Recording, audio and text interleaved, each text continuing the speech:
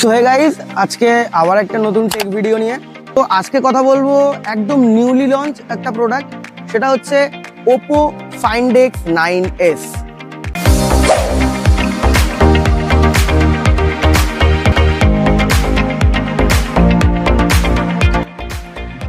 So ক্যামেরাতে তুমি পেয়ে যাচ্ছ 4K 60 fps ভিডিও, এবং তুমি যদি আলট্রা ওয়াইডে ভিডিও করো তাও কিন্তু 4K 60 fps থাকছে।